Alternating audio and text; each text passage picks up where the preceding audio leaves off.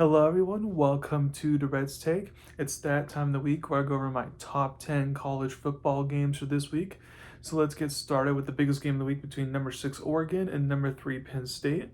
A rematch of an exciting Big Ten title game a year ago. As people have kind of been saying, whether it's fans or analysts, throughout this whole off season and even into the season so far, if this is not Penn State's year to win it all, then when will it be? This is the team that they have that they can go win a championship with. And James Franklin needs to finally get the monkey off his back of not winning the big games, not being the top 10 teams. Um, so, to be honest, neither team has been tested so far. So it's a little bit hard to know what to expect in this game. But if I think what the Nittany Lions, will do, because this is what they also should do, is they should lean on their dynamic running back duo of Nick Singleton and Kitron Allen and just go fully, running the ball, time of possession. That way, less of the burden has to be put on quarterback Drew Collar. Because if they can win the time possession battle, then it keeps that explosive or good offense onto the sidelines. So I feel like if they can do that, then Penn State can escape with a big home win to show that, hey, like they are actually, true title contenders this year. I have Penn State winning barely 24-23. Number two, you got 4 Ole Miss versus 13 Ole Miss. Sorry, 4 LSU. Yeah, 4 LSU versus 13 Ole Miss. This is the classic matchup of elite defense versus elite offense. So the question becomes, who wins the battle between the LSU offense and the Ole Miss defense? This game should come down to the wire. I know LSU, so many people surprised has struggled on offense so far to begin the year. But last year in this matchup, the veteran experience of Jackson Dart for Ole Miss was the deciding factor in that game. So I think this time around, since Garrett Nussmeier of LSU, since he's the veteran this time around, he will make the clutch play to win the game for the Tigers. I have LSU winning 23-20. Number 3, you got 17 Alabama versus 5 Georgia. The fact that this game is third on my list shows how many good games there are this week. I know Kirby Smart struggles typically against Bama, even though he even lost to DeBoer last year, so it's not just totally a Nick Saban thing. But this is a huge game for Kalen DeBoer. Alabama has not been a go road team under his stewardship. If they play their A game, then it's going to be so, or if they don't play their A game, it's going to be so hard to overcome upsetting Georgia in Athens, especially since Georgia hasn't lost in Athens in 2020. I think this could be another classic game that comes to the wire like last year did, but this time Georgia has last laugh. I have Georgia winning 31-27. Number 4, you got number 1 Ohio State versus Washington. I know Ohio State beat Texas back in week 1, but I think this will be actually a tougher test for Ohio State since Texas doesn't show they're that good offensively. So we'll really see how legit the Buckeyes are. I think this will be a low-scoring game. So this will really come down to who takes care of the ball better. Under Julian Sain, the Ohio State quarterback, he's been doing well at taking care of the ball. And if the defending champs don't make mental mistakes, then it's going to be hard for Washington to go get that upset, even though this game is in Seattle. I think the Huskies will be competitive in this game, but Ohio State escapes with the win. I have them winning 20-14.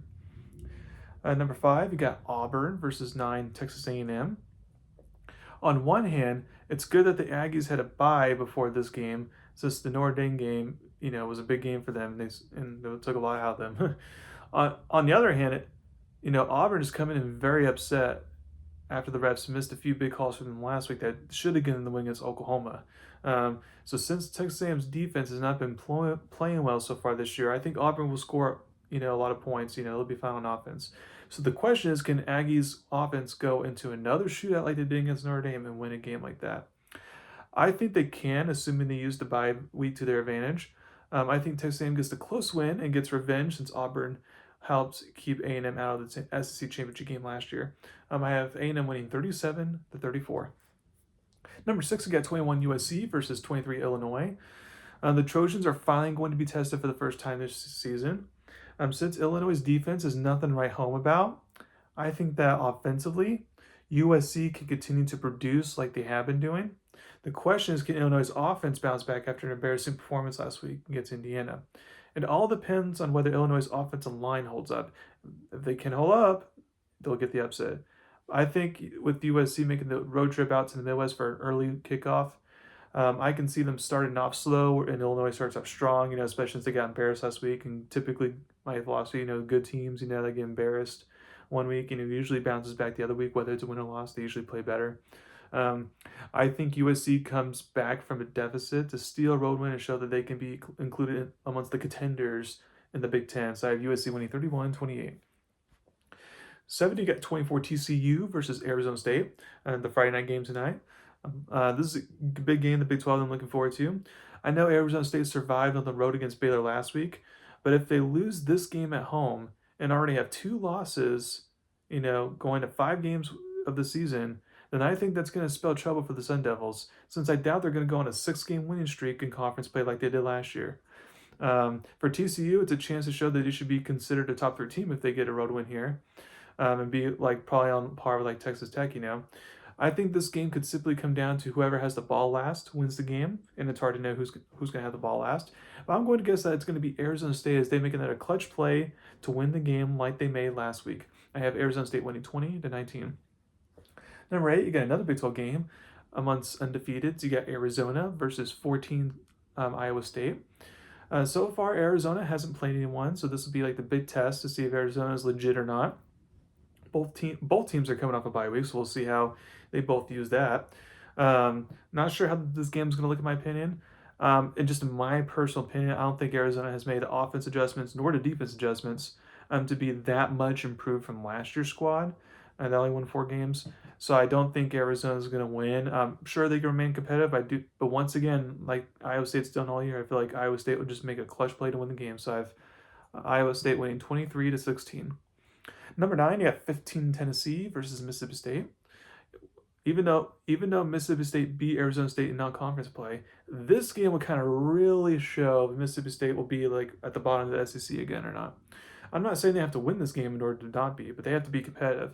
I think Tennessee's offense will end up just being too much in the end to overcome, but I think Mississippi State can keep it somewhat close in this game. I have Tennessee winning 35-27. And then last but not least, number 10, you got 11 Indiana versus Iowa.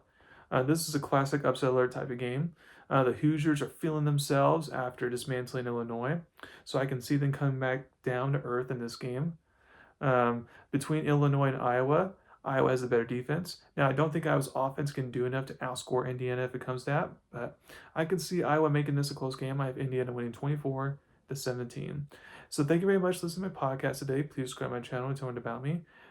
Next week, I'm going to be coming out with my updated bowl projections for the first time so far this season. So stay tuned for that. Thank you very much. Y'all have a wonderful weekend.